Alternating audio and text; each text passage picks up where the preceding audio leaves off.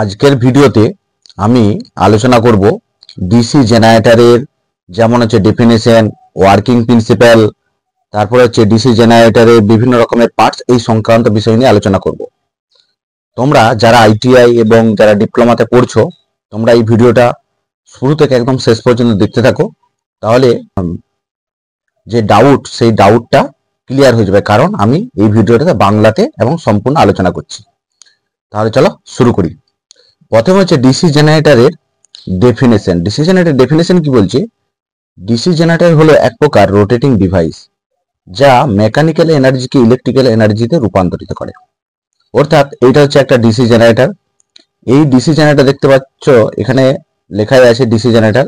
এই ধারে হচ্ছে আমরা ইনপুটে মেকানিক্যাল এনার্জি দিচ্ছি, এখানে লেখা আছে দেখতে পাচ্ছ মেকানিক্যাল এনার্জি, আর আউটপুটে আমরা ইলেকট্রিক্যাল এনার্জি পাচ্ছি। তাহলে অর্থাৎ কি করছে, ইনপুটে আমরা মেকানিক্যাল এনার্জি দিচ্ছি কোনো কিছু হাতের মাধ্যমে বা কোনো কিছু রোটেটিং ডিভাইসের মাধ্যমে। এই যে শ্যাফটটা আছে বা প্রাইম ওভারটাকে আছে, এটাকে ঘুরিয়ে আমরা মেকানিক্যাল এনার্জি এখানে তৈরি দিচ্ছি, আর এই তৈরি করছে ইলেকট্রিক্যাল এনার্জি, অর্থাৎ আউটপুটে পাচ্ছি ইলেকট্রিক্যাল এনার্জি। এরপরে আসি ডিসি জেনারেটরের ওয়ার্কিং প্রিন্সিপাল। ওয়ার্কিং প্রিন্সিপালটা কি আছে? DC generator working principle. DC generator কার্যনীতি হলো Faraday law of electromagnetic induction. যখন একটি conductor magnetic flux north pole থেকে সাউথ পোলে কাট করে, তখন ইএমএফ তৈরি হয় এবং কন্ডাক্টরের মধ্য দিয়ে কারেন্ট ফ্লো করে। এই ইএমএফ এবং কারেন্টের অভিমুখ ফ্লেমিং রাইট হ্যান্ড রুল দ্বারা নির্ণয় করা হয়। এখানে তোমরা দেখতে পাচ্ছ এখানে দুটো পোল আছে, একটা হচ্ছে নর্থ পোল আর একটা হচ্ছে সাউথ পোল। অর্থাৎ ডিসি জেনারেটরের ভিতরে যে ফাংশনটা, সেই ফাংশনটাই কিন্তু আমি বলছি। এই নর্থ পোল থেকে সাউথ পোলের দিকে ম্যাগনেটিক ফিল্ড সবসময় যায়, এটাকে আমরা বলছি মেন ম্যাগনেটিক ফিল্ড। এবং মাঝখানে যদি আমরা একটা কোনো কারেন্ট ক্যারিং কন্ডাক্টর, অর্থাৎ আর্মেচার হতে পারে, কোনো তার হতে পারে, এই নর্থ পোল এবং সাউথ পোলের মাঝে যে ম্যাগনেটিক ফিল্ডটা আছে, সেই ম্যাগনেটিক ফিল্ডের মধ্যে যদি আমরা রোটেট করাই, তখন কি হবে, এই কারেন্ট ক্যারিং কন্ডাক্টর অর্থাৎ আর্মেচার এই মেন ম্যাগনেটিক ফিল্ডকে কাট করবে। যখনই কাট করবে তখন এই আর্মেচারের মধ্যে একটা ইএমএফ জেনারেট হবে, অর্থাৎ ইলেকট্রোমোটিভ ফোর্স বা ইলেকট্রোম্যাগনেটিক ফিল্ড, যেটাকে আমরা বলছি ভোল্টেজ। এই ভোল্টেজটা আমরা অর্থাৎ কমিউটেটরের মাধ্যমে এসি থেকে ডিসিতে কনভার্ট করতে পারছি। এটাই হচ্ছে ডিসি জেনারেটরের ওয়ার্কিং প্রিন্সিপাল।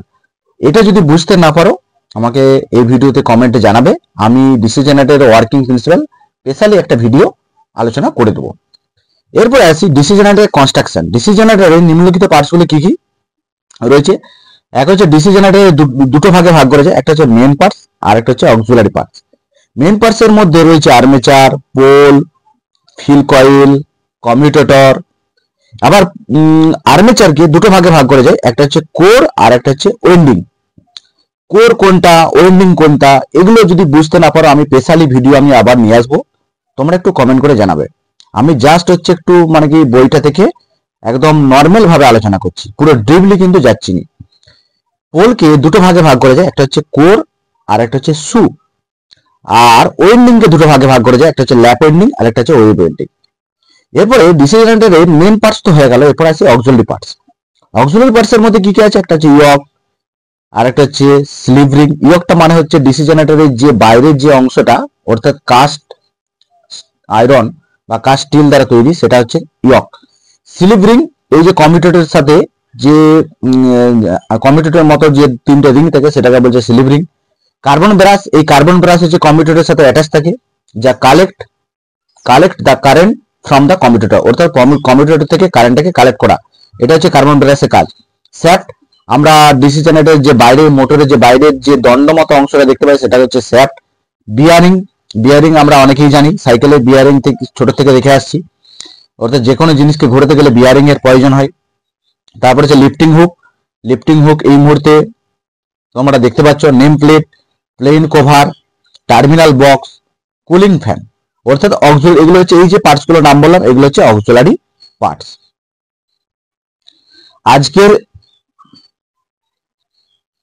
আজকের এই ভিডিওটা আমি এখান পর্যন্তই রাখছি, অর্থাৎ নেক্সট ভিডিওতে আমি যেমন হচ্ছে আর্মেচার কাকে বলে, পোল কাকে বলে, ফিল কয়েল কাকে বলে, কমিউটেটর কাকে বলে, বা ইয়ক কাকে বলে, স্লিভ রিং কাকে বলে, এই সংক্রান্ত নিয়ে আলোচনা করব।